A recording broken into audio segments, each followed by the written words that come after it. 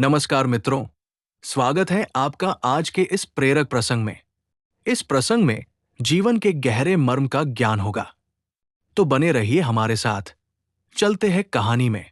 एक बार एक आदमी किसी गांव के पास से गुजर रहा था। उस रास्ते में श्मशान भूमि थी।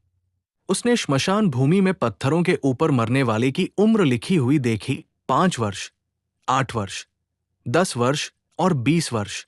उस आदमी ने सोचा कि इस गांव में सभी की मृत्यु अल्प आयु में ही हो जाती है। वो आदमी गांव में गया तो गांव वालों ने उस आदमी की बहुत सेवा सत्कार किया। वह आदमी कुछ दिन उस गांव में ठहरने के बाद वहां से जाने के लिए तैयार हुआ और गांव वालों को बताया कि मैं कल जा रहा हूं। उसकी बात सुनकर गांव वाले बहुत दुखी हुए और कहने लगे, हमारे से कोई गलती हुई है तो बताओ, लेकिन आप यहां से न जाओ। आप इसी गांव में रुक जाओ।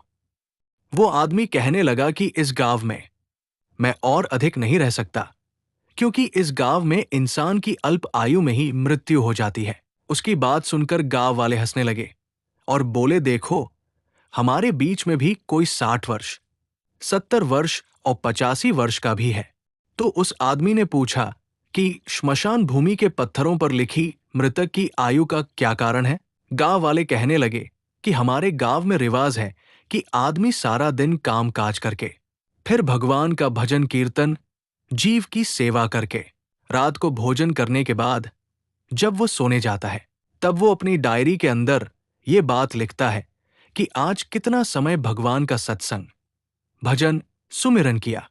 जब उस आदमी की मृत्यु होती है, तब उसकी लिखी हुई डायरी लेकर उसके किए हुए भजन सिमरन के समय को जोड़कर हम उसे महीने और साल बनाकर उसे पत्थरों पर लिख देते हैं। क्योंकि इंसान की असली आयु तो वही है जो उसने भगवान के भजन सुमिरन में बिताई है। इंसान का बाकी जीवन तो दुनिया में ही व्यर्थ चला गया। इस कहानी से हमें सीख मिलता है कि हमें अपने दैनिक कार्यों को करते हुए भी भगवान को याद करना ना भूले, भजन कीर्तन करते हुए अपने जीवन को सार्थक बनाएं। तो मित्रों, सदैव प्रसन्न रहिए। जो प्राप्त है पर्याप्त है। जिसका मन मस्त है उसके पास समस्त है। धन्यवाद।